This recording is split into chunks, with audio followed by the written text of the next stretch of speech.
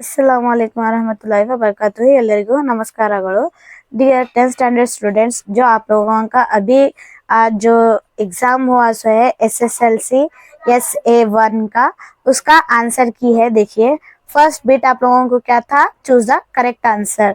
तो उसके आंसर क्या है, ए लोपसंधि, बी अनुनासिकಗಳು, डी प्रथम विभक्ति, सी ಬೇವು ಬೆಲ್ಲ। ये उसके आंसर है। अब 1 मार्क क्वेश्चन आंसर देखिए। फिफ्थ क्वेश्चन क्या था बोले तो, ಬೇಡನು ಪ್ರಾಣಿಗಳನ್ನು ಕೊಲ್ಲಲು ಮಾಡುತ್ತಿದ್ದ ಉಪಾಯವೇನು?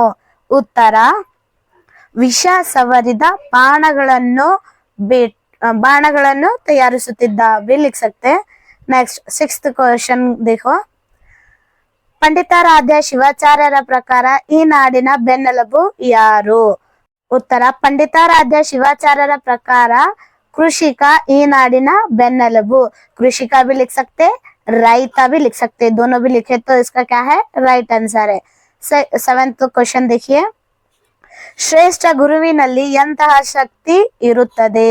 ಉತ್ತರ ಶಿಷ್ಯರ ಮನಸ್ಸನ್ನು ಓದುವ ಶಕ್ತಿ ಇರುತ್ತದೆ। 8th क्वेश्चन क्या है देखिए।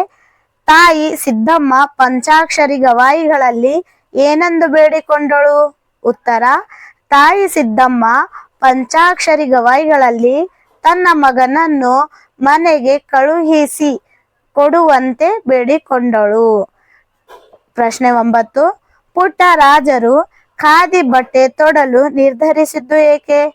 ಉತ್ತರ ಸ್ವದೇಶಿ ಆಂದೋಲನಕ್ಕೆ ಕೈ ಜೋಡಿಸುವುದಕ್ಕಾಗಿ।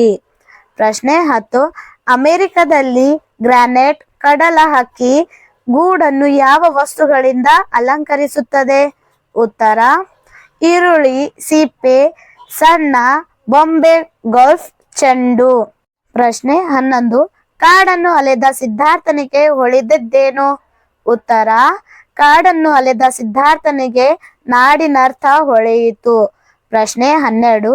ಸಿದ್ಧಾರ್ಥನು ಕಾಡಿನಿಂದ ನಾಡಿನತ್ತೆ ಏಕೆ ಹೊರಟನು? ಉತ್ತರ ಜನರ ಪ್ರೀತಿಯನ್ನು ಹುಡುಕುತ್ತಾ ನಾಡಿನಂತೆ ಹೊರಟನು। ಪ್ರಶ್ನೆ 13। ಬುದ್ಧನು ಅರಿತುಕೊಂಡ ಬದುಕಿನ ಸತ್ಯವೇನು? ಉತ್ತರ ತಪಸ್ಸಿಗಿಂತ ಜೀವ ಪ್ರೀತಿ ದೊಡ್ಡದೆಂದು ಬುದ್ಧನು ಅರಿತುಕೊಂಡನು। ಪ್ರಶ್ನೆ 14। ಯುಗಾದಿಯ ಸಂದರ್ಭದಲ್ಲಿ ನೆಲದಮ್ಮ ಹೇಗೆ ಸಿಂಗಾರಗೊಳ್ಳುತ್ತಾಳೆ? ಉತ್ತರ ನವವಧುವಿನಂತೆ ಬಗೆ ಬಗೆಯ ಬಣ್ಣಗಳಿಂದ ಬರೆದ ಚಿತ್ರದ ಹಾಗೆ ಸಿಂಗಾರಗೊಳ್ಳುತ್ತಾಳೆ। ಪ್ರಶ್ನೆ 15।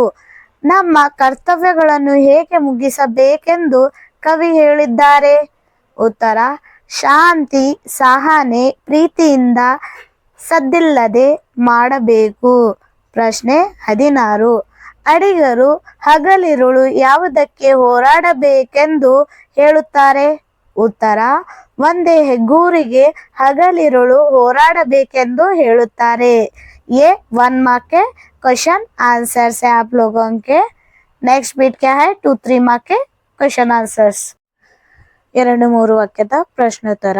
ಪ್ರಶ್ನೆ 17। ಮರವನ್ನು ಬಿಟ್ಟ ಹೋಗದೆ ಇರಲು ಗಿಳಿಯು ನೀಡಿದ ಸಮರ್ಥನೆ ಏನು? ಉತ್ತರ ಹಲವಾರು ವರ್ಷದಿಂದ ಈ ಮರ ನನಗೆ ಆಶ್ರಯ ಕೊಟ್ಟಿದೆ, ಹಣ್ಣು ಕೊಟ್ಟಿದೆ, ತನ್ನ ಹಸಿರು ಬಣ್ಣದಿಂದ ನನ್ನ ಮನಸ್ಸಿಗೆ ಮುದ ನೀಡಿದೆ, ನೆರಳು ನೀಡಿದೆ. ಆದರೆ ಈಗ ದುರಾದೃಷ್ಟದಿಂದ ಅದನ್ನು ರೋಗ ಬಡತನಗಳು ಕಿತ್ತು ತಿನ್ನುತ್ತಿವೆ। ಹಾಗೆಂದು ಈ ಸ್ಥಿತಿಯಲ್ಲಿ ನಾನು ಅದನ್ನು ಕೈಬಿಟ್ಟು ಬೇರೆ ಕಡೆ ಹೋಗಿ ಮರಕ್ಕೆ ಕೃತಜ್ಞನಾಗಲು ತನಗೆ ಇಷ್ಟವಿಲ್ಲವೆಂದು ಹೇಳಿತು। ಪ್ರಶ್ನೆ 18। ನಮ್ಮ ದೇಶದ ರಕ್ಷಣಾ ಪಡೆ ಏಕೆ ಪ್ರಬಲವಾಗಿರಬೇಕು? ಉತ್ತರ ವೈಜ್ಞಾನಿಕ ಪ್ರಗತಿ, ಅಣೆಕಟ್ಟುಗಳ ನಿರ್ಮಾಣ, ವಿದ್ಯುತ್ ಉತ್ಪಾದನೆ, ಕೈಗಾರಿಕೆಗಳ ಅಭಿವೃದ್ಧಿ ದೇಶದ ಅಭಿವೃದ್ಧಿಯ ಮೂಲ ಪ್ರೇರಣೆ। ಹಾಗೆಯೇ ಸೈನಿಕರು ಪ್ರಬಲರಾಗಿದ್ದಾಗ ಮಾತ್ರ ಶಾಂತಿ, ಸುವ್ಯವಸ್ಥೆ ದೇಶದ ರಕ್ಷಣೆಯಿಂದ ಮಾತ್ರ ಸಾಧ್ಯ। ಇಲ್ಲದಿದ್ದಲ್ಲಿ ಶತ್ರುಗಳ ಆಕ್ರಮಣಕ್ಕೆ ಒಳಗಾಗಿ ದೇಶದ ಸಂಪತ್ತು ಲೂಟಿಯಾಗುವುದು ಹಾಗೂ ನಾವು ಗುಲಾಮರಾಗಿ ಬೇಕಾಗುವುದು. ಆದುದರಿಂದ ನಮ್ಮ ರಕ್ಷಣಾ ಪಡೆ ತುಂಬಾ ಪ್ರಬಲವಾಗಿರಬೇಕು. ಪ್ರಶ್ನೆ 19. ಬಾಲಕ ಪುಟ್ಟಯ್ಯ ಕಣ್ಣುಗಳನ್ನು ಕಳೆದುಕೊಂಡದ್ದು ಹೇಗೆ? ಉತ್ತರ: ಹುಟ್ಟಿದ 6 ತಿಂಗಳಿಗೆ ಕಣ್ಣಿನ ರೋಗ ಬಂದಿತ್ತು. ಬರೀ ನಾಟಿ ವೈದ್ಯ ಇತ್ತು. ಅವರು ಕಣ್ಣು ಗುಡ್ಡೆಗೆ ನಾಯಿಯ ಮೈಯಲ್ಲಿರುವ ಹುಳು ಮುಟ್ಟಿಸಬೇಕು ಎಂದು ಹೇಳಿದರು. ಆಗ ಮುಟ್ಟಿಸುವಾಗ ಹುಳು ಕೈ ಜಾರಿ ಕಣ್ಣು ಒಳಗೆ ಬಿದ್ದು ಬಿಟ್ಟವು. ಆಗ ಪುಟ್ಟಯ್ಯ ಕಣ್ಣುಗಳನ್ನು ಕಳೆದುಕೊಂಡರು. ಪ್ರಶ್ನೆ 20. ಹಕ್ಕಿಗಳು ಗೂಡನ್ನು ನಿರ್ಮಿಸುವ ಉದ್ದೇಶವೇನು? ಉತ್ತರ: ಗೂಡನ್ನು ನಿರ್ಮಿಸುವ ಉದ್ದೇಶಗಳು ಮುಖ್ಯವಾಗಿ ರಕ್ಷಣೆಗಾಗಿ, ಶೀತಗಾಳಿ, ಬಿರುಗಾಳಿ, ಮಳೆ, ಪ್ರವಾಹಗಳ ವಿರುದ್ಧ ಬದುಕಲು, ಹವಾಮಾನ ವೈಪರೀತ್ಯವನ್ನು ಎದುರಿಸಲು, ಮೊಟ್ಟೆ ಮರಿಗಳನ್ನು ರಕ್ಷಿಸಿಕೊಳ್ಳಲು, ಬೇಟೆಯಾಡುವ ಪ್ರಾಣಿಗಳಿಂದ ತಪ್ಪಿಸಿಕೊಳ್ಳಲು ಗೂಡುಗಳನ್ನು ನಿರ್ಮಿಸಿಕೊಳ್ಳುತ್ತವೆ. ये ತುಮಕ್ಕ देखिए. ಪ್ರಶ್ನೆ 21. ಚೈತ್ರದಲ್ಲಿ ಹಕ್ಕಿಗಳು ಕಲರವ ಹೇಗಿರುತ್ತದೆ ಕವಿ ವರ್ಣಿಸಿದ್ದಾರೆ? ಉತ್ತರ: ವೃಕ್ಷರಾಜ ಸೌಂದರ್ಯ ಸಂತೋಷವನ್ನು ಕಂಡ ಹಕ್ಕಿಗಳು ಮುಗಿಲು ಮುಟ್ಟುವಂತೆ ಪಂಚಮ ಸ್ವರದಲ್ಲಿ ಮಧುರವಾಗಿ ಹಾಡಿ ನೆಲಮುಗಿಲ ವಾಲಗದಂತೆ ಆಕಾಶವು ಪ್ರತಿಧ್ವನಿಸುವಂತೆ ಕಾಣುತ್ತದೆ. ಇದನ್ನು ಕಂಡ ಇತರ ಹಕ್ಕಿಗಳು ಚಿಲಿಪಿಲಿ ಗುಟ್ಟಾಗುತ್ತಾ ಶಬ್ದ ಮಾಡುತ್ತವೆ. ಪ್ರಶ್ನೆ 22. ಸದ್ದ ಮಾಡದೆ ಬಾಳಬೇಕು ಎಂಬುದಕ್ಕೆ ಕವಿ ನೀಡುವ ಹೋಲಿಕೆಗಳಾವುವು? ಉತ್ತರ: ತಟ್ಟೆಯಲ್ಲಿ ಕರ್ಪೂರ ಕರಗುವಂತೆ, ದೀಪದೇವರಿಗೆ ತಿಮಿರ ಸುರಿಯುವಂತೆ, ಹುಡುಗ ಬಂದವರೆನಲ್ಲಿ ಶಾಂತವಾಗಿ ನಿಲ್ಲುವಂತೆ, ರವಿಕಿರಣಗಳಿಗೆ ಇಬ್ಬನಿ ಕರಗುವಂತೆ ಮಾನವನು ಸದ್ದು ಮಾಡದೆ ಬಾಳಬೇಕು. ಕೂಗಾಡಿ ಹಾರಾಡಿ ಮಾಡುವುದರಿಂದ ಫಲವಿಲ್ಲ. ಉದಾಹರಣೆಗೆ, ಹಸಿ ಸೌದೆ ಬುಸುಗಟ್ಟು ಹೊಗೆ ಎಬ್ಬಿಸಿದಂತೆ ಸಿಡಿಮದ್ದಿಗೆ ಒಂದೇ ಒಂದು ಗಿಡಿ ಸುಕ್ಕಿದ ತಕ್ಷಣ ಅದು ಶಬ್ದ ಮಾಡಿ ಸಿಡಿದೆಳೆಸುವಂತೆ ಇದರಿಂದ ನಷ್ಟವೇ ಹೊರತು ಲಾಭವಿಲ್ಲವೆಂದು ಹೇಳಿದ್ದಾರೆ. ಕರ್ಪೂರವು ತಟ್ಟೆಯೊಳಗೆ ಮೌನದಲ್ಲಿ ಕರಗುತ್ತದೆಯೇ, ದೀಪದೆರುವು ಕತ್ತಲೆ ನಿಲ್ಲದೆ ಸುರಿದು ಹೋಗುತ್ತದೆ. ಹಾಗೆಯೇ ಮಾನವನು ಬದುಕನ್ನು ಶಾಂತ ರೀತಿಯಿಂದ ಮುನ್ನಡೆಸಬೇಕು. ಕರ್ತವ್ಯವನ್ನು ಮುಗಿಸಬೇಕು.